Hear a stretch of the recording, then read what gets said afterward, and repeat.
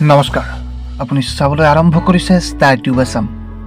Startube Assamৰ নতুন ভিডিঅ'ত লৈ আপোনাক স্বাগতম জনাইছোঁ। অসমৰ হেঁপাহৰ ৰঙালীৰে মাথো কেইটিমান দিন বাকী। ইতিমধ্যে অসমীয়াৰ প্ৰাণে মনে দোলা দিছেহি ৰঙালীৰে আগতীয়াকৈ উদযাপনে। আৰু আজিকালি ৰঙালী বিহু মানেই বিহু ফাংচন। বিহু মঞ্চ অবিহনেই যেন আধৰুৱা হৈ ৰ'ব এতিয়াৰ বহাগে বিহু। ঠিক তেনেদৰে ঐন বেলিৰ দৰে অসমৰ গায়কসকলো সাজু হৈ উঠিছে বিহু মঞ্চ কপাবলৈ।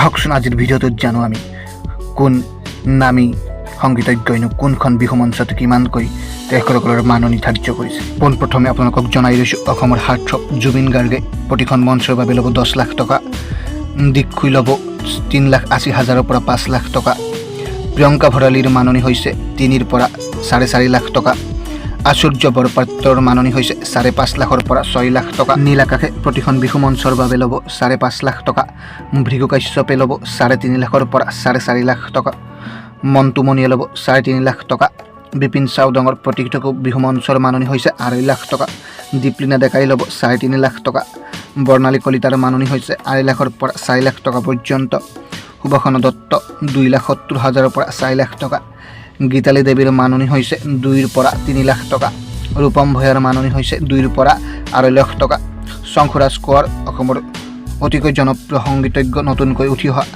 সেইজনে ল'ব 5 লাখৰ পৰা 6 লাখ টকা, কুসুম কৈলাসে ল'ব 3.5 লাখ টকা, ৰাকেশ ৰিয়ানে ল'ব 4 পৰা 5 লাখ টকা, আৰু অসমৰ আন এগৰাকী জনপ্ৰিয় কণ্ঠশিল্পী সান্নিধ্য ভূঞাই 2 লাখৰ পৰা 3.5 লাখ টকালৈকে ল'ব।